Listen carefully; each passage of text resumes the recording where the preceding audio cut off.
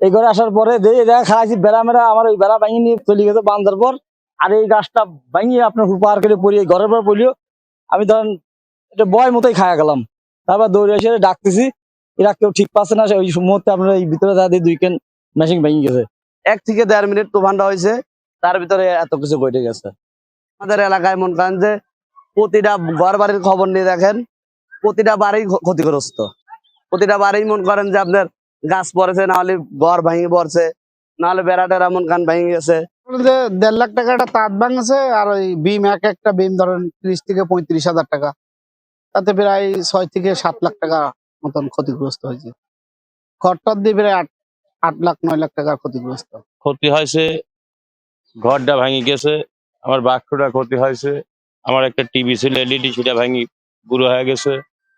আর ঘরে ছেলে পেলে আমার নিজেরও অনেকটা লাগেছে, ছেলে পেলে ছিল তাদেরও লাগেছে। বৃষ্টির সাথে সাথে বিকট বজ্রপাত শুরু হয়। বজ্রপাত শুরু হওয়ার পরে কিছু সময় 15-20 মিনিট পরে এমন ভাবে আপনার ধোঁয়া উঠে আসে নদী থেকে, নদীর থেকে কালো হয়ে। তারপর ওটা আগুনে করলাম, পাক পাততে পাততে মনে বেরিয়ে গেছে। প্রায় আপনার 120-30 থেকে 40টা ঘর ভেঙে গেছে। এই দুটোর সময় একটা বড় ধরনের বজ্রপাত হয়, বিশেষভাবে 10-12টা বজ্রপাত বিকট ভাবে শব্দ হয়। তারপরে আপনার হালকাভাবে বৃষ্টি আসার পরে ধুমো হয়ে আসলো।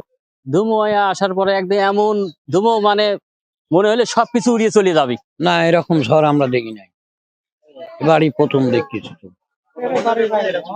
ঘূর্ণিঝড়ের কারণে গাছপালা, ঘর বাড়ি এবং বিদ্যুতের তার অনেক ক্ষয়ক্ষতি হয়ে গেছে। অনেক বাড়িঘরদের ক্ষয়ক্ষতি আছে। আপনার সুইট গেট দিয়ে ওই গোপুগ্রাম ওই পাশে দিয়ে, আবার আমাদের গোরস্থান পাড়া গোপুগ্রাম এই পূর্ব সাইড দিয়ে অনেক ক্ষয়ক্ষতি হয়েছে। এই ক্ষয়ক্ষতি হওয়াতে অনেক মানুষ আসলে বিপদ, গরিব মানুষ দিন মজুরি খাওয়া লোক খুবই বিপদগ্রস্ত অবস্থায় আছে।